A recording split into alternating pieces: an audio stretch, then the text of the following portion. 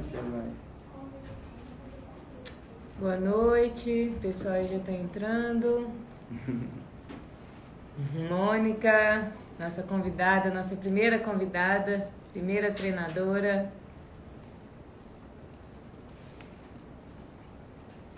Deixa eu chegar mais perto. Pra você poder mexer. Vê se tá bom. Tá bom. Consegue mexer daí? Se sair, entrar, atrapalha? Não aparece aí, não? Não. Então, pessoal, boa noite. A galera aí já está entrando. Estamos aqui na segunda edição desse projeto, que é uma série de lives na pista com Bruno e Sara.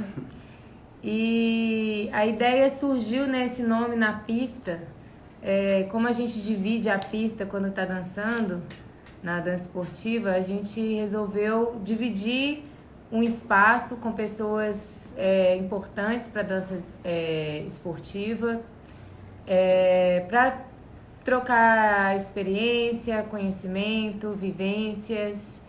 E aí a gente teve aqui, né, nossa primeira convidada, a Mônica, e hoje é a nossa segunda edição, com o William Miyashiro. Hoje a gente está aqui, a gente já tem um parceiro, que é o Savassi Point Auditório. É isso aí. Um auditório com uma estrutura muito legal, tem Wi-Fi. Não sei se vocês estão percebendo, a acústica daqui é muito boa, o som sai mais limpo, sem barulho. Sem eco. Tem projetor, tem ar-condicionado, uma segurança boa também, que a gente está dentro de uma galeria com porteiro 24 horas. Então, pessoal de Belo Horizonte, Grande BH, que quiser fazer uma live de boa qualidade, procura o Savassi Point Auditório, tá bom? Bom, agora Então, hoje a gente vai chamar aí... Você tem que entrar. A gente vai chamar aí o senhor presidente William Miyashiro, né? Foi o nosso segundo técnico também, né? E hoje presidente do Conselho Nacional de Dança Desportiva e de Salão, o CNDDS, né? Então a gente preparou uma Ufa, consegui. a gente preparou umas perguntas especiais aí que vocês vão acompanhar e tudo, né? Então ele já tá aí com a gente dividindo a tela, né? Vocês perceberam que ele tem descendência, né, de japonês. Isso aí é muito importante. A gente vai ter que entender isso no Brasil também, porque a dança esportiva se está até hoje no Brasil é graças à colônia japonesa que pratica a dança esportiva até hoje, e os nossos melhores treinadores e professores, né, que a gente tem são brasileiros, mas descendentes de japoneses, né? Então, é com honra que a gente vem convidar, vem convidar aí o William Miyashiro. passou com a palavra de você. Bom, então, William Miyashiro, obrigado. Tem que agradecer imensamente esse convite de Sara e Bruno, grandes atletas de dança esportiva, grandes dançarinos, já contribuíram muito para o Brasil no esporte. Apresentando formalmente aqui, a minha formação, na verdade, é engenharia, né? Eu sou formado em engenharia mecânica pela Escola Politécnica da USP, aqui em São Paulo. E só que é assim, eu danço. Eu comecei a dançar antes de entrar na faculdade. Então eu tenho mais tempo de dança do que tempo de engenharia, tá bom? Legal. Tá vendo? Não sabia dessa aí, ó. Tá vendo?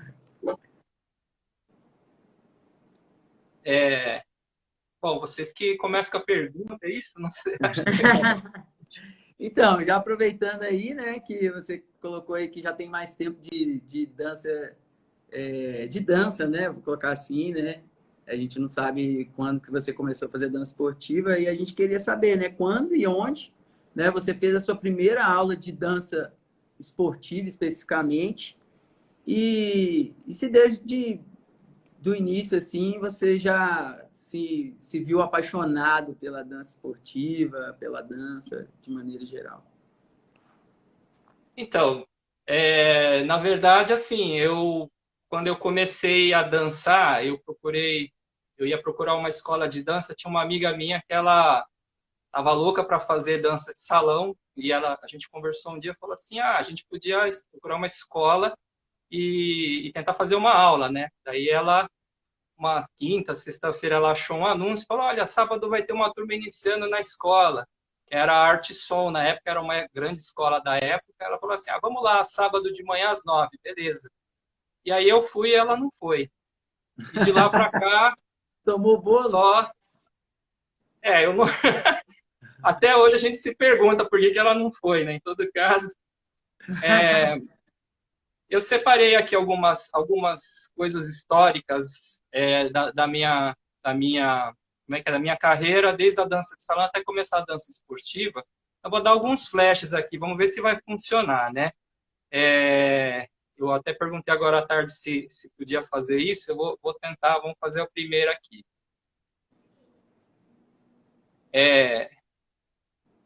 Eu separei aqui, então, só como curiosidade, em 1990, teve a fundação da Associação Brasileira de Dança de Salão, e foi a primeira vez que eu entendo que teve um campeão mundial aqui no Brasil, que é o casal Andrew e Lorraine Simpson. Foi a primeira vez que eles estiveram, e aí, eu não tenho muito da história do que aconteceu isso daí, na verdade eu fiquei sabendo depois, e parece que foi uma parceria da colônia japonesa, colônia alemã. Eles fundaram essa federação que era com o intuito de já colocar as competições, mas não foi muito à frente. Então, eu comecei em 88, que nem eu falei, nessa Academia Arte Som. Daí eu entrei na faculdade, parei um tempinho, voltei em 1991. Em 1991, eu entrei nesse estúdio Carla e Chico, que era Carla Salvani, Chico Peltier, que na época eram os professores campeões paulistas de dança de salão. Só que eles tinham uma sacada no curso que era assim, eles não davam um curso do bolero, eu dou gafieira. Eles começavam, tinham 40 ritmos, uma coisa assim, era bastante coisa. Então, começava com a marcha militar, que acho que era herança do curso da Madame Poças Leitão, né? Que era o top da dança de salão aqui em São Paulo. E aí eles iam evoluindo. Para vocês terem uma ideia, o segundo ritmo já era o passo dobro, então já começava com dança esportiva. E era engraçado, porque naquela época eles falavam, eles tinham o costume de fazer assim, olha, a gente vai demonstrar a dança para vocês conhecerem. E dançava um pouquinho de passo dobro, para vocês terem uma ideia, eles faziam um 16, o Grand Circle e mais 2, 3 passinhos. O pessoal ficava, legal. E aí o pessoal ficava animado. E aí entrava forró, samba, entravam outros ritmos. Só que no meio do curso ainda, no primeiro semestre, eles chegaram e falaram assim, eu lembro o Chico entrando na sala, ele falou assim, hoje a gente vai dar aula de valsa, mas não é aquela valsa de formatura, valsa vienense, né? A gente vai falar de valsa inglesa. E aí é o mesmo discurso, né? A gente vai dançar um pouquinho para vocês verem como é que é. Aí, para os fãs dos filmes, né? Quem já assistiu esse filme aqui, né? Sim. Com Richard Gere e Jennifer Lopez, Dança Comigo, tem uma cena. Tem uma cena lá que o Richard Gere está esperando a aula e entra lá a Jennifer Lopez para dar aula. Ela falou assim, então, vou dançar aqui a valsa para você, para demonstrar para vocês. E ela pega um aluno lá, alguma coisa, e faz a demonstração. Sabe Vocês assistiram o filme? Dá para entender o que passou dá para entender o que passou na época, né? A Carla fazia um passinho simples, tinha um aeroslime, passo básico, uísque, não sei o quê, eu fiquei vidradaço. Aí eu falei, pô, cara, um dia eu quero aprender esse negócio para valer. Só que o que acontecia é que depois, os cursos intermediário, avançado, eles davam um passinho, outro passinho, e os passos que eu queria ver, que eles apresentaram, não apareciam, né? Então eu ficava esperando isso acontecer. Que legal. Aí, vou colocar mais algumas curiosidades, né? Ó, o pessoal está comentando aqui que você é muito tecnológico, hein? Eu testei isso aqui com a minha irmã hoje à tarde, vamos ver se funciona. Tá Em funcionando. Em 93, teve um campeonato mundial em Tóquio, organizado pela Japan Ballroom Dance Federation, né, JBDF. E a Carla Salvani e o Chico Peltier, por intermédio da professora Yuko Harada, eles foram convidados a participar desse campeonato, dançando mesmo na pista, né? E aí tem uma passagem interessante dessa época, que assim, quando a professora veio para o Brasil, ela estava dando workshop, eu fui lá fazer, saí todo quebrado, né, da aula, como vocês já devem saber das aulas. E ela chegou e falou assim para mim, falou, William, você quer aprender mesmo dança esportiva? Na época ela não falou dança esportiva, porque esse termo não existia, né? Dança esportiva só veio aparecer depois. Ela falou, você quer aprender ballroom para valer? Olha, eu tenho um jeito de você aprender. Você pega esse livro aqui, né? Esse é o Ballroom do Guy Howard, que é de Standard. Ballroom Dancing. Ela me ofereceu mais um ainda da ISTD, que era de latino, então um de Standard, um de latino, e falou, ó, você compra esses livros de mim e tal. Eu falei, beleza, deixa eu dar uma olhada. Só que tem uma característica muito interessante dos livros, né? Se vocês vão saber, por exemplo, eu vou falhar aqui bem rapidinho. Começa com a foto do escritor, né? Que é o Guy Howard. Aí você vê o texto do livro.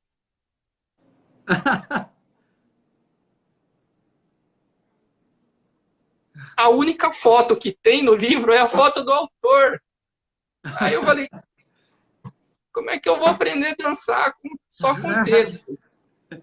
E por incrível que pareça, mesmo assim, eu comprei os livros. Eu comprei os livros e comecei a ler, e aí eu descobri, como vocês já devem ter visto os livros, né, que você vai seguindo o que está escrito nos livros, ajuda muito a você executar corretamente os passos, fica mais fácil de conduzir a dama, tem um monte de coisa. Sim. Aí, quando chegou em 1995, no estúdio mesmo, Carla e Chico, que era deles, eles me convidaram para ser professor de dança de salão. Então, eu não comecei como professor de ballroom, comecei como professor de dança de salão, dando marcha militar como o Chico dava na época. Aí tem mais um outro... Nessa época aí, você já era formado, estava na faculdade? Como é que é essa cronologia aí? Em 95 foi o ano que eu me formei. Então, naquela época, eu já tinha 6 anos de dança, eu já trabalhava como DJ na escola, e aí eu comecei a dar aula, né? Então, tem que agradecer aí a Carla Salvani e o Chico Peltier, que foram as primeiras pessoas que acreditaram em mim como professor, né? O Chico acabou de entrar aqui, ó. Tá falando aqui com você aqui, ó. Bons tempos da marchinha. Pois é. Então, aí, um outro evento que aconteceu foi em 1997, teve um congresso no Hotel Glória, no Rio de Janeiro, organizado pelo Jaime Arocha. E naquela vez eles falaram assim, isso era propaganda, olha, vai vir o casal Kim e Cecily Riegel. Kim e Cecily Riegel era um casal norueguês, que eram finalistas dos campeonatos mundiais na época. Então, quando eles falaram assim, olha, o congresso é do Jaime, mas vai ter esse casal. A gente falou, não, a gente vai dar um jeito de estar lá, a gente tem que estar nesse congresso. E para ir nesse congresso, a gente juntou no carro 4 pessoas. Era o Chico, a mãe dele, que era a dona da escola na época, eu fui junto para ser o par da mãe do Chico, e o Chico levou nada mais, nada menos do que a Márcia Fuji como parceira dele para esse congresso. E aí foi a vez que eu conheci pessoalmente a Márcia Fuji. E tem uma outra cena muito interessante dentro do congresso, que assim, chegou no jantar, né? Tinha um jantar não, desculpa, tinha um baile numa das noites do congresso, que todo congresso costuma ter baile, né? Sim. E aí eles anunciaram alguma coisa assim, olha, tem um casal do Sul aí que vai fazer uma apresentação de tchá-tchá-tchá. E aí entrou o casal, o Kim e a Cecília, e eles eram, tipo, finalistas de standard. Quando eles entraram dançando tchá-tchá-tchá, eu não acreditei. Mas, assim, a galera veio abaixo. Foi sensacional a apresentação deles. Falei, nossa, se os caras dançam standard, dançam tchá-tchá-tchá desse jeito, eu quero mais ainda. E aí, em 1999, o que aconteceu foi que eu tive que sair da escola, onde que era a mãe do Chico trabalhava, e aí eu falei, bom, agora eu vou procurar então alguém onde eu possa aprender dança esportiva. E eu entrei na Márcia Fuji Dance Company, que tinha acabado de passar para a mão da Márcia Fuji, e porque lá era assim, era quem era dona da escola, quem coordenava a escola era a mãe dela, né, junto com o parceiro. E aí, depois que a mãe da Márcia faleceu, ela assumiu a escola e foi bem aí nessa época que eu entrei. Então, eu não cheguei a conhecer a mãe da Márcia. Só que lá eu entrei como professor de dança de salão, porque naquela época eu não tinha conhecimento para dar aula mesmo de dança esportiva. Bom, enfim. E aí, mais dois acontecimentos e a gente termina. Em 2000 a 2002 aconteceu, organizado pelo Fábio Bonini e Daniele Areco, isso foi em 2000 foi no Hotel Hilton, aqui em São Paulo. Foi o Brazilian International Dance Competition, BRDC. E esse daí foi uma competição Pro-Am que eles organizaram no hotel e trouxeram alunos e professores dos Estados Unidos e convidaram a Márcia. Na época tinha o Bill Kishikawa também, ele dava aula, tinha muitas alunas. Inclusive o Bill ganhou o troféu de Top Teacher nesse evento e foi o primeiro contato que eu tive com competições Pro-Am. E nessa época, como vocês podem imaginar, tinha várias alunas da... William, só explica o que é uma competição Pro-Am, que tem gente que tá aí na live e não sabe, que não é da dança esportiva. Tá. A competição Pro-Am, pelo nome está dizendo, é Pro de profissional e Am de amateur, né, em inglês. É um professor dançando com um aluno. Então, por exemplo, o que aconteceu na Escola da Márcia, tinha muitas alunas que não tinham par para entrar numa competição. Então, a Márcia chegou para mim e falou, olha, você é professor aqui, vai ter as categorias lá e você entra com as minhas alunas. Então, professor e aluno. E aí a gente participou. E naquela época foi que eu aprendi muitos passos, muitas coreografias. A Márcia preparava várias dessas coreografias, então eu entrava meio que na raça lá na pista com a aluna. Mas, enfim, Eu acho funcionou.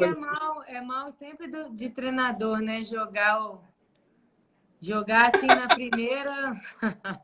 Já joga na pista lá, vai, se se vira aí, menina. Dá É seu um jeito, né, costume. Mônica? Tá aí só batendo palma. É um costume, né?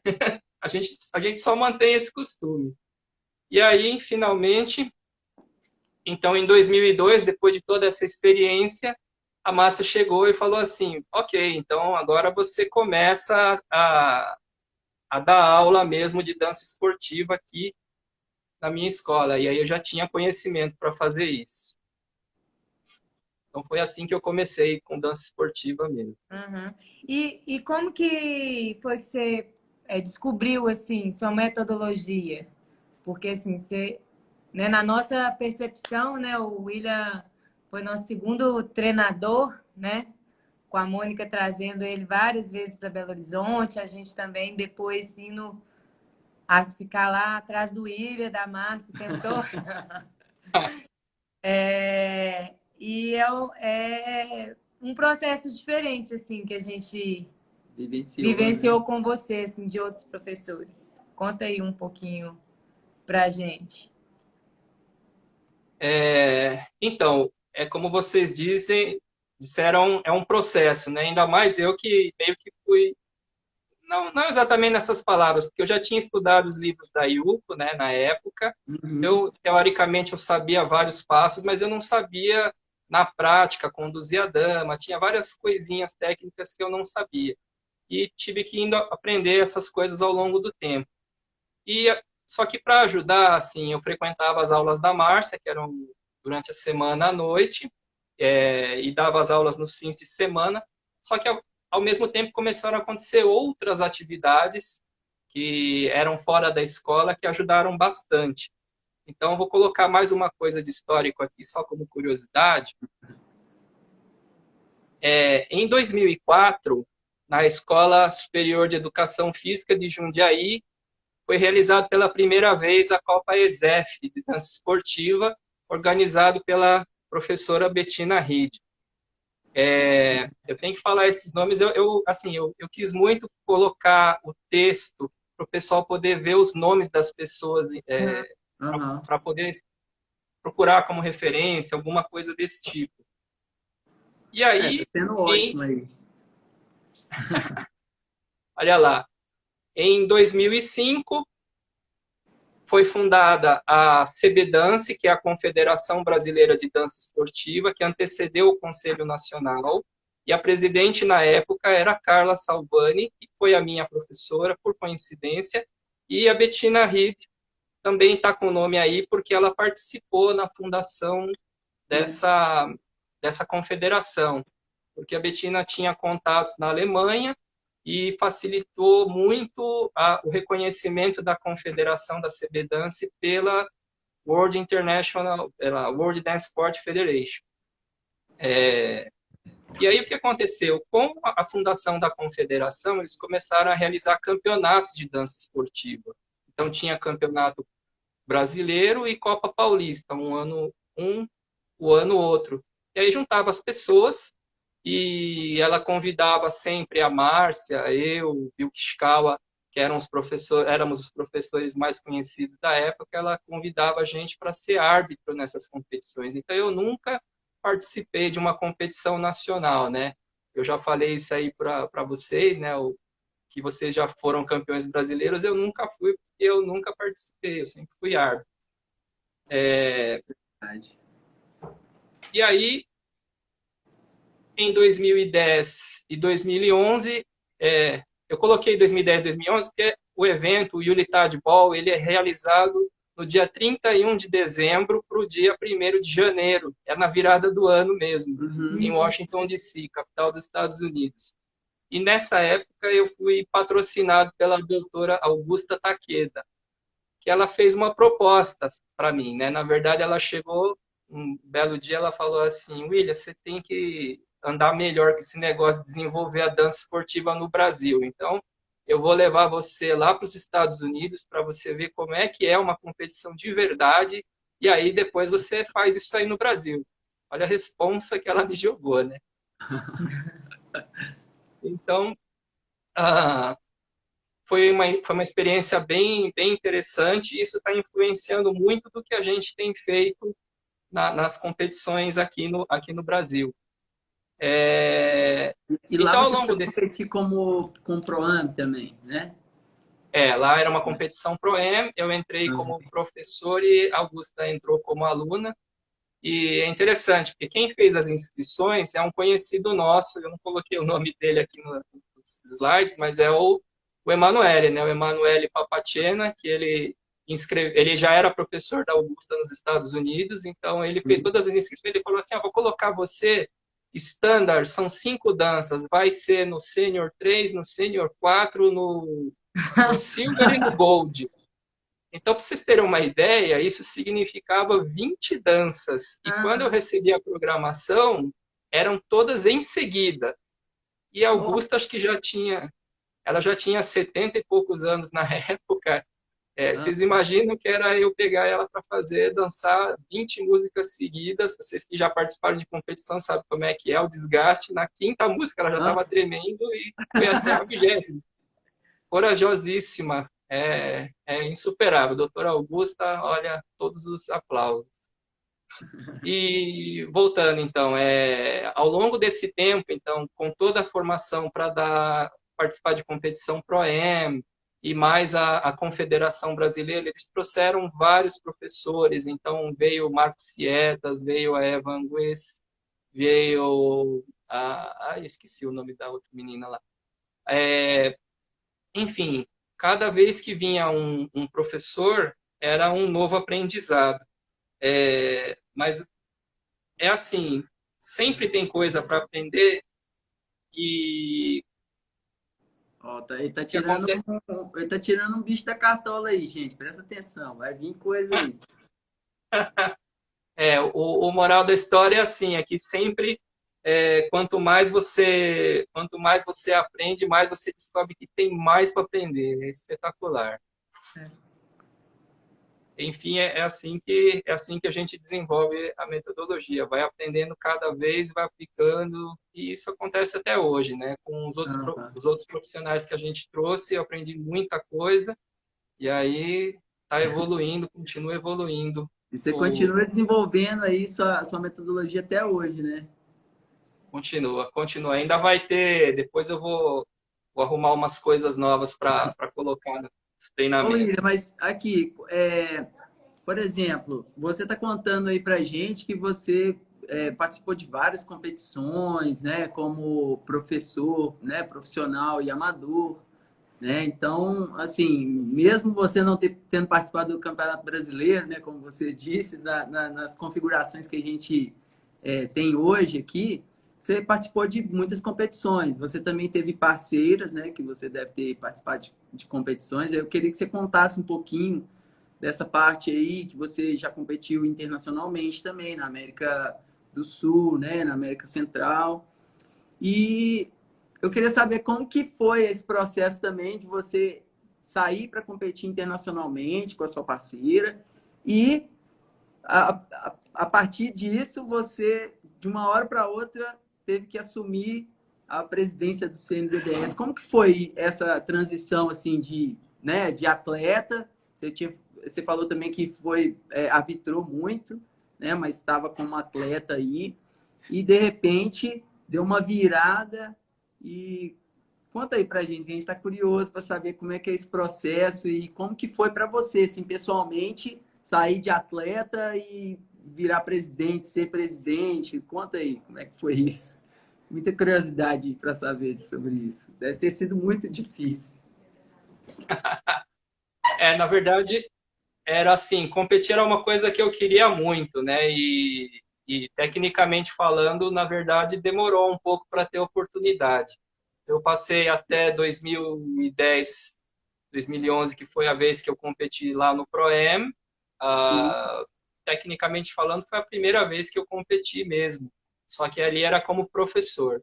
Eu separei mais alguns fatos aqui da história da dança esportiva no Brasil, que é para complementar a história que eu vou falar aqui. Então, aí, em 2010, aconteceu uma competição lá no Equador, que era um Open Internacional em Quito, e naquela vez foi quando eu conheci um casal, que era a Carla Lazázar e o Rodrigo Vec.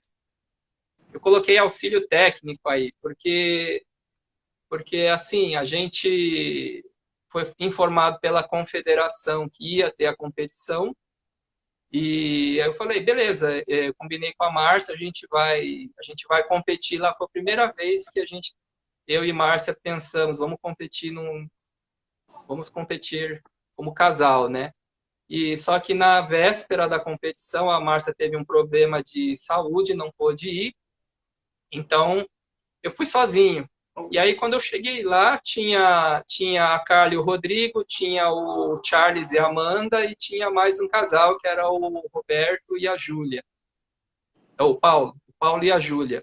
E aí eles participaram do campeonato, E aconteceu uma coisa interessante, que era assim, eles tinham ido para participar das categorias F e E. E na categoria E, a Carla e o Rodrigo só dançavam 4 danças, que era não dançava o passo doble das latinas e não dançava o slow foxtrot. Bom, eu não sei aqui, vou fazer uma pausa na explicação para contar um pouquinho da dança esportiva, porque assim, para quem não sabe, né, são duas modalidades, que é a standard e a latino. Na standard tem a valsa lenta, tango internacional, valsa vienense, slow foxtrot, quick-step.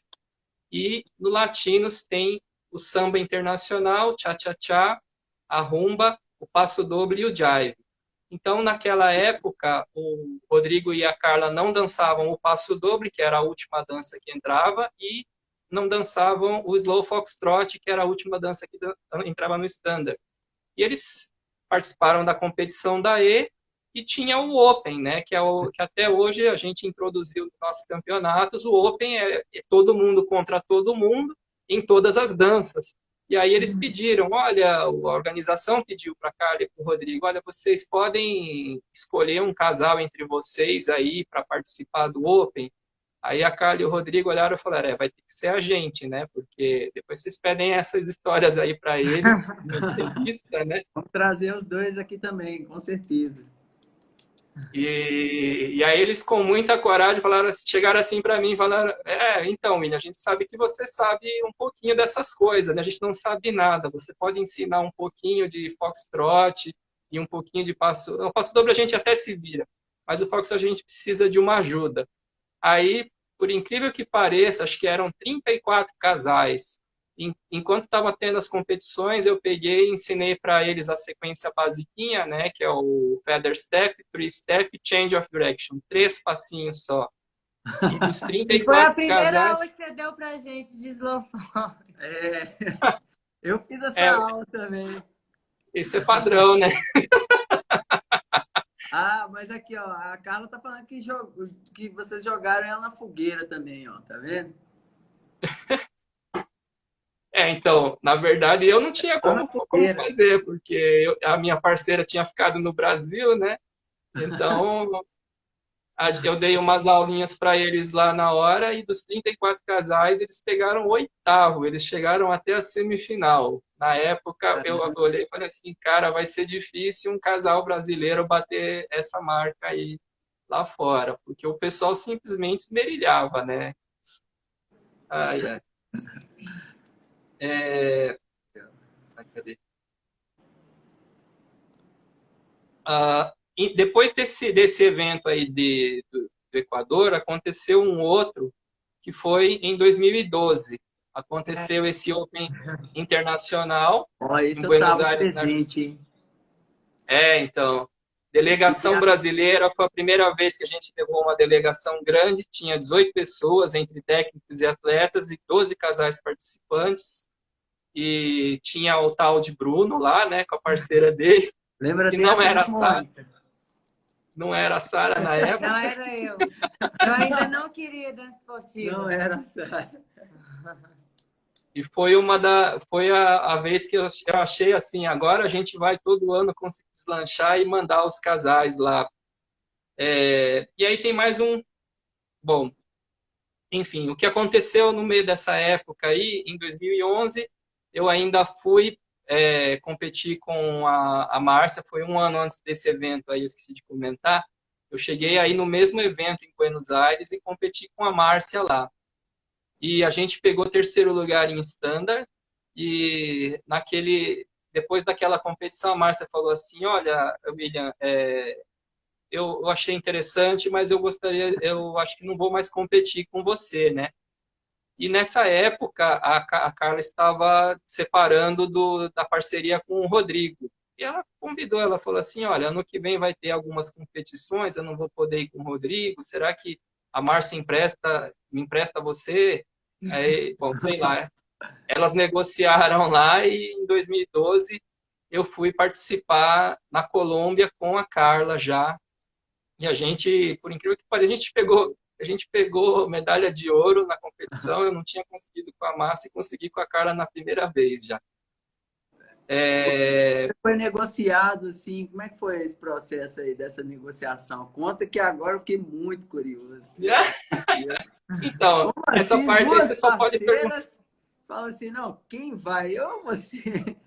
Foi ótimo, Essa né? Não, essa parte aí você vai ter que perguntar para as meninas, porque vai que eu falo alguma bobagem, né? Ó, a Márcia a gente convidou. Vamos ver, vamos fazer uma força para ela vir. A Carla tem certeza que na hora que a gente convidar, ela vai aceitar. Bom, eu sei que assim, a Carla sempre respeitou a Márcia como professora e como era minha parceira na época, eu entendi que ela falou assim para mim, não, eu vou pedir para a Márcia para poder dançar com você.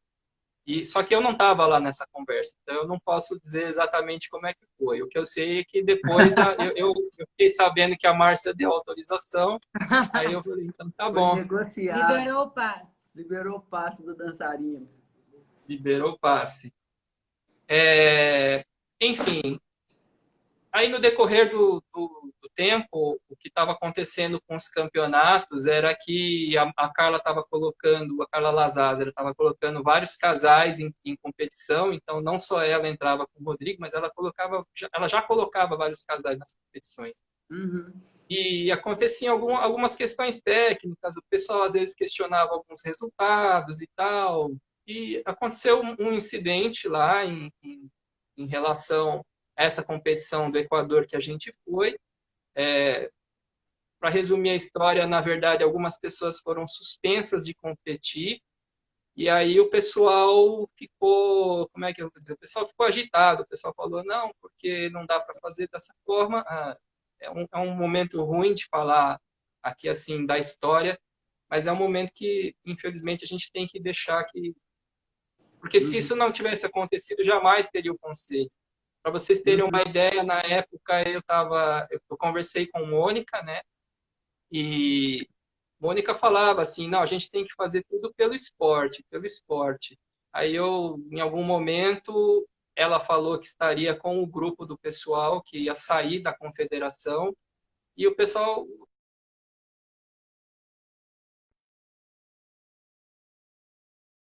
a gente vai fundar a federação nova, ou você fica aí ou você vem com a gente. E é incrível, né? Porque o que aconteceu foi que quando chegou mais ou menos, foi chegando no dia que ia ter a reunião, que ia definir, ia ter a fundação, tinha duas pessoas que estavam cotadas para ser o presidente e eu não estava assim, como é que eu vou falar? Se eu pudesse pegar o cargo, seria uma honra, claro, mas eu não, como eu já tinha outras pessoas mais interessadas, eu não me candidatei. Aí o que aconteceu foi que uma desistiu, né? E a outra, que era o Rodrigo, quando chegou a entrar na reunião, e a gente já foi a primeira reunião com Skype, então já tinha o pessoal de. Tinha o Ivan de Campo Grande, tinha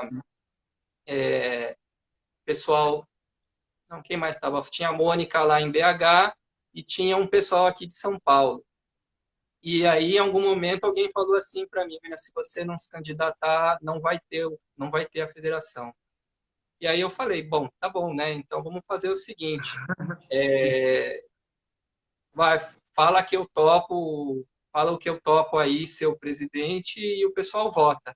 E aí, quando falaram que ia ser o meu nome, todo mundo levantou a mão, falou sim, sim, sim, sim. E foi assim que eu assumi. Na época, como é que eu vou falar para vocês? Meio que eu não sabia o que eu estava fazendo, foi muito de empolgação e depois, pensando assim, bastante de coragem também, porque se eu soubesse quanta coisa ia vir nas minhas costas a partir daquela noite lá, eu talvez tivesse pensado. Mas, enfim, agora que já está, agora eu vou até me tirar. E está previsto isso em 2024, né? Que é a estatística não, legislativamente é quando eu vou ter que deixar o cargo. Uhum. E aí foi fundado, né, o Conselho Nacional de Dança Desportiva e de Salão. Isso foi em 2013, né, que foi efetivada a criação? Opa, esse slide está aqui, então. Então, 2013, Então, foi em fala aí. fevereiro, Pode pode falar. falar? Pode falar. 2013 foi fundado o Conselho Nacional, eu como presidente, a Carla como vice e a Mônica como diretora financeira. E mais um monte de... porque já tinha os cargos, né? Quando a gente fez a reunião para preparar a confederação, para preparar o conselho, o advogado, inclusive foi o doutor Agnello Moura, que escolheu o nome. Ele falou, não, a gente não vai poder colocar confederação, porque já vai confundir com a outra. Coloca conselho, porque no boxe já é assim, ele já tinha experiência de vários outros esportes, né? Então ele preparou todo o estatuto, segundo a lei, já pronto para ser reconhecido pelo POB. Então, nessa parte jurídica, a doutora Agnello sempre deu bastante apoio para a gente. E qual é o papel do CNDDS no desenvolvimento do esporte? Bom, basicamente, a tarefa... Agora vou colocar aqui isso, o que eu aprendi na presidência da entidade desde aquela época lá. O foco nosso é trabalhar com eventos, porque assim são basicamente dois tipos de evento, que são os treinamentos, né? São os treinamentos e as competições.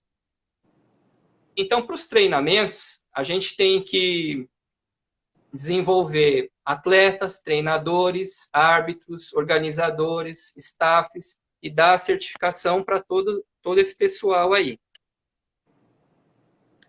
Uhum. Então é assim, para desenvolver atleta, a gente tem que dar workshop para atleta, para desenvolver treinador, tem que dar workshop para treinador, para desenvolver os árbitros, a gente tem que dar os cursos de arbitragem. Então, tudo isso a gente teve que disponibilizar, arranjar as pessoas para fazer, né? Definir quem a gente ia trazer, quem eram as pessoas que que iam dar os treinamentos, quem eram as pessoas que iam dar a certificação. Só que na época, por exemplo, acontecia uma coisa assim muito, vamos dizer, ética, eu não sei se é essa palavra, né? Porque assim, você fala, tem eu, tem a Márcia, tem o Bill Kishkawa, qual de nós é capaz de formar um árbitro? A gente não tinha tido curso de arbitragem. Então, assim, a gente podia até falar, olha, a gente pode explicar algumas coisas. Então, o que acontecia já na época da confederação, a confederação já tinha trazido a Eva Angus para dar curso de arbitragem, então código de ética e esse tipo de coisa já era discutido. Então, no começo, a gente nunca assumiu que a gente nós brasileiros, a gente teria alguém do nosso grupo que formaria os árbitros. Então, a primeira coisa que a gente escolheu foi trazer alguém de fora, que na época quem se disponibilizou a fazer isso foi o João Caiuela. Então, ele começou a dar curso de treinador e curso de arbitragem. Ao mesmo tempo, ele também tinha que dar os cursos para os atletas, né? Então, ele era a pau para toda a obra. E todo o restante era a gente que fazia. Então, por exemplo, a gente falava assim, não, vamos ter que organizar o primeiro campeonato brasileiro. Ok, vai precisar de DJ, vai precisar de escrutinador, vai ter que ter os árbitros, a gente vai convidar os árbitros, eles vão dar as notas, vai ter que treinar uma pessoa para colocar as notas no programa, para poder dar o resultado final, quem que é o campeão, quem que é o segundo lugar. O DJ também tem um treinamento específico, então, assim, as músicas, elas têm uma velocidade específica, né? Agora, colando da entrevista de vocês com o Marcos, a Sara falou assim, não, porque o samba é de 49 BPM a 51 BPM, né? Que é compassos por minuto. Colei, né? Colei bem. Eu achei que você ia falar que estava errado. Se tiver errado, Não, estava errado os tá dois. certíssimo. Aprender direitinho. Eu vi, Xerri. É, então, o DJ, além dele saber que não pode ser qualquer velocidade de música, ele tem que saber a duração, né? Então, acontecia, por exemplo, de alguns campeonatos, aconteceu de tocar Jive por 3 minutos. Quando chegou no final, Foi o pessoal duro. veio, O o pessoal veio tchá-tchá-tchá, eu ofegando. dancei 3 vezes a minha rotina. Minha, já tava com a garganta seca, quase morrendo na pista. Eu falei, meu Deus, e agora? Então, aí a gente tem que treinar todo esse pessoal, mesmo o pessoal que que entrega costeiro, o pessoal que recolhe as súmulas. Então, toda essa parte a gente tem que dar de infraestrutura. Em relação à competição, tem uma característica que é muito interessante. Assim. Então, por exemplo, a competição ela é um evento que ela tem que ser boa tanto para o público quanto para o pessoal que participa. O pessoal que organiza meio que se dane, na brincadeira. Mas, Tem que mas, trabalhar mas dobrado. agora vocês já sabem, né? Sabemos. Muito bem. Então assim, para o público, a gente tem que tentar fazer alguma coisa bonita. Vou colocar algumas coisas aqui sobre a parte de competição, só para a gente poder explicar melhor como é que funciona. Então, os tipos de competição, tipos não, desculpe. Opa, aqui.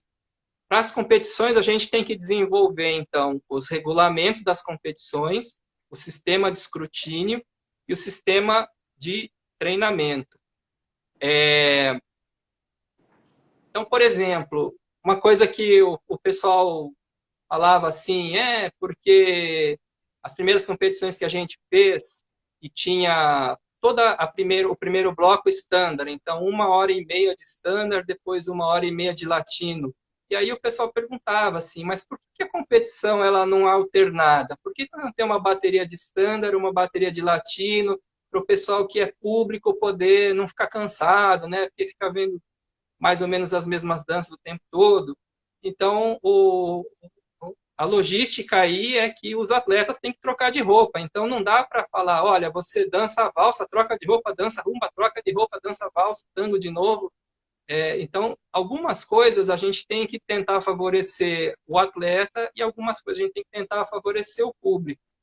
Sim. Então, o regulamento nosso, outra coisa que é muito interessante é assim, por exemplo, regulamento de vestuário, né, indumentária. Por que tem algumas coisas meio óbvias assim no regulamento, tipo assim, não pode usar chinelo, não pode usar tênis, não pode usar calça jeans, porque então assim, inclusive teve uma vez que eu tive que desclassificar o casal porque o menino estava de calça jeans e deu um certo problema, mas a ideia da indumentária, as regras de indumentária é dar um figurino agradável para o público olhar. Mesmo porque a pessoa que é atleta, quando ela veste uma roupa bem legal, a pessoa se sente o campeão mundial de latino, o campeão mundial de standard. Então, vai dançar muito melhor, muito mais à vontade, estando bem vestido do que mal vestido. E isso faz parte do regulamento, né? Faz parte também para a parte de arbitragem, né? Da avaliação, né? Para poder ter um bom olhar daquele atleta, né?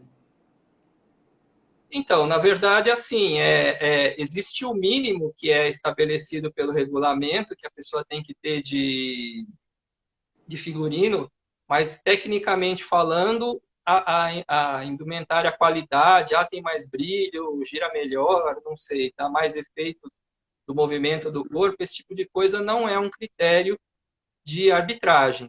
Então, assim, o pessoal às vezes questiona essa parte dos critérios de arbitragem de dança esportiva, mas assim, o critério foi desenvolvido por causa da entrada da dança esportiva como esporte olímpico e o Comitê Olímpico Internacional pediu assim, olha, vocês precisam ter critérios objetivos, não pode ter critério subjetivo.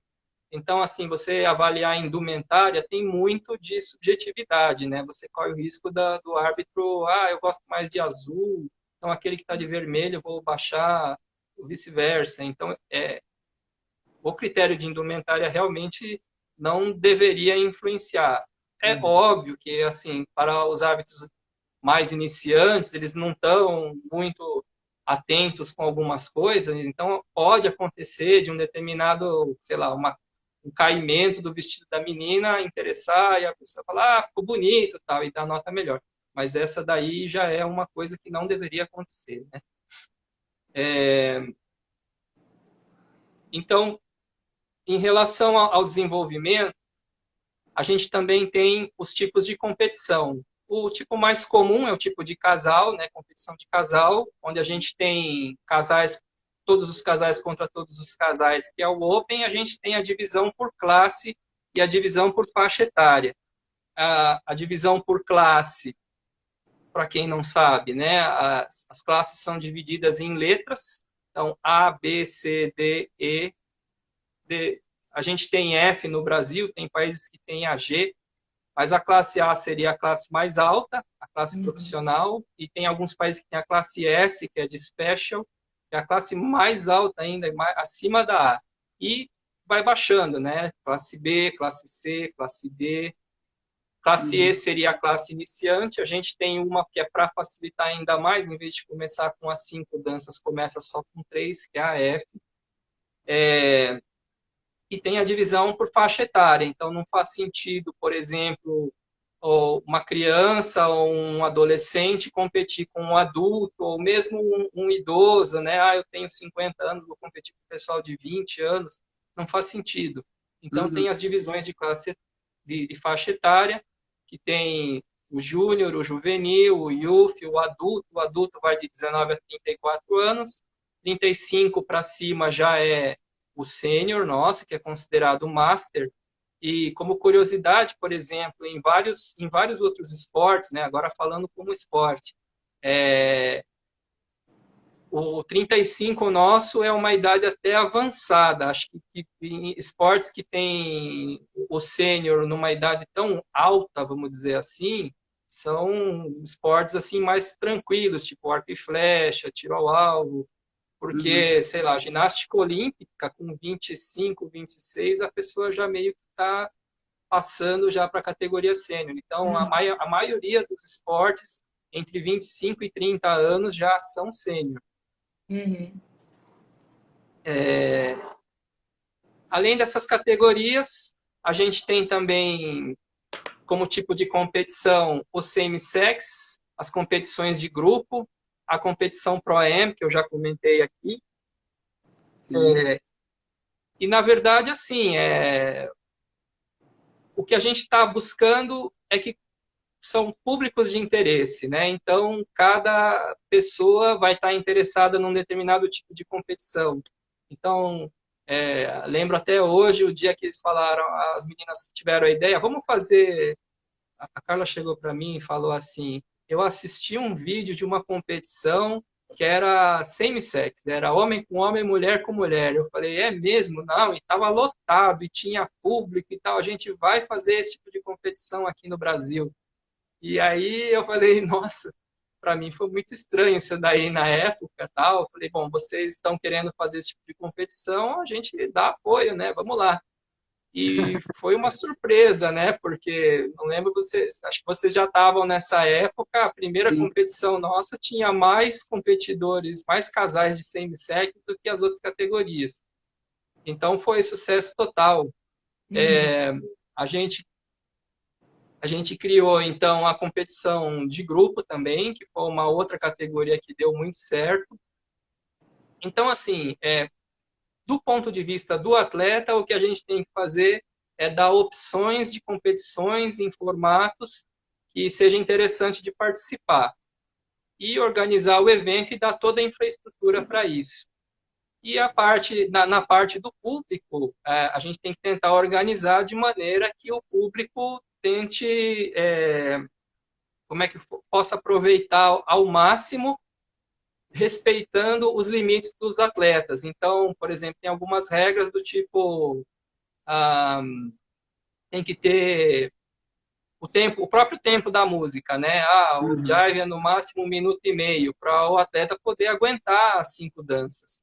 E tem Uhum. o intervalo também. Então, entre uma bateria, entre uma rodada, né? Entre uma rodada e outra, tem que ter entre 20 e 30 minutos, pelo menos, de descanso, que é para eles se recuperarem. Tem gente que até troca de figurino, porque fica tudo suado. Então, assim, tem que coordenar todas essas coisas para poder o público, ainda assim, poder aproveitar o evento.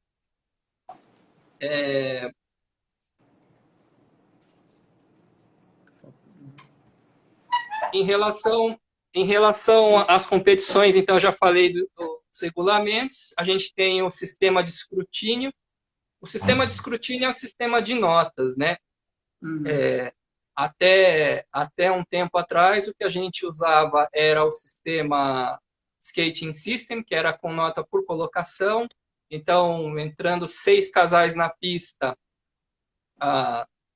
o árbitro tinha que colocar, numerar os casais de 1 a 6, falando, olha, 1 é o melhor casal, 2 é o casal segundo melhor, 3 é o terceiro melhor, e assim por diante. E isso dava muita margem a interpretações, você nunca sabia o que de fato o árbitro olhou para dar aquela nota. Então, aconteceram algumas coisas que dificultavam a gente de avaliar o trabalho de um árbitro. Então, a gente era muito questionado, o Uhum. desenvolvimento, as notas dos árbitros.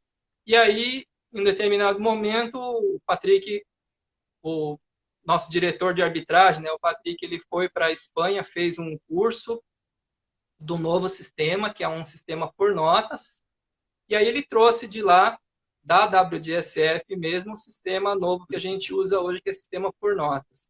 E esse sistema, ele tem separado os 4 critérios, que são Technical Quality, que é a qualidade do movimento, Movement to Music, que é a musicalidade, o Partnering Skills, que é a habilidades em casal, e o Choreography Presentation, que é a variações da coreografia e da apresentação.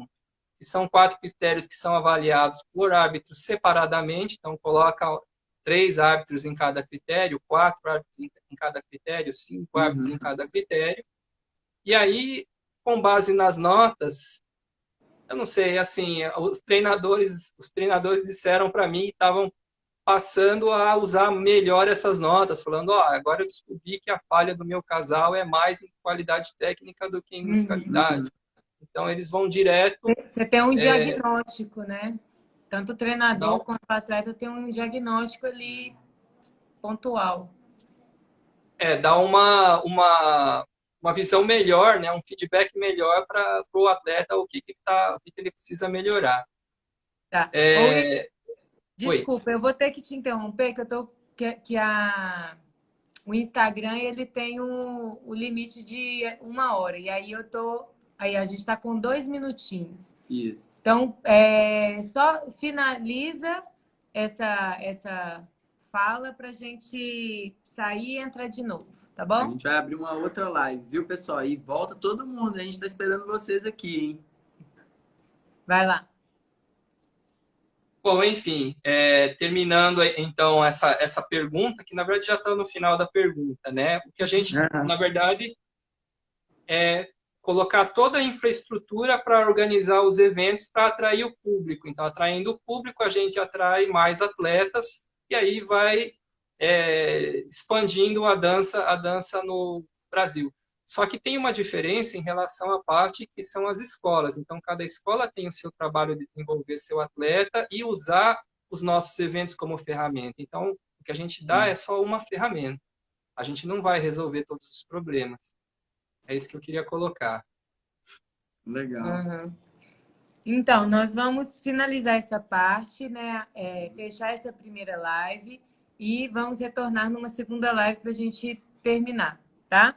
Queria agradecer de novo o Savassi Point Auditório, que né, é o nosso parceiro agora na pista com Bruno e Sara, que a gente está num espaço aqui com muita infraestrutura, com uma boa acústica, ar-condicionado, Wi-Fi. Então, o pessoal da Grande BH que quiser fazer né, live, contrata, eu vou, né, tá nos nossos stories e aí vocês Isso. podem entrar em contato com eles. E o CNDS também vai poder fazer aqui um curso de arbitragem. Ah, é. Um abraço, pessoal. Voltem, hein? Que é todo Já, mundo já, de hein? volta. É 10 segundos. Vem.